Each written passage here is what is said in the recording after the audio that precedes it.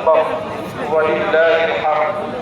أيها الحاضرون، فواجب علينا أن نهتم هذه الأشياء التي سمعنا من هذه الخطبة.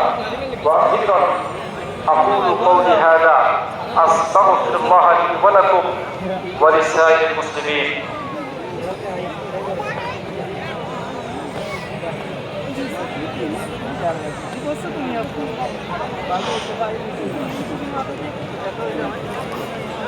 الحمد لله رب العالمين، والصلاة والسلام على سيدنا ونبينا وشفيعنا وحبيبنا ومولانا محمد صلى الله عليه وعلى آله وأصحابه وبارك وسلم.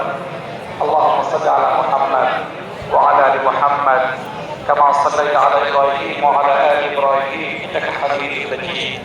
اللهم بارك على محمد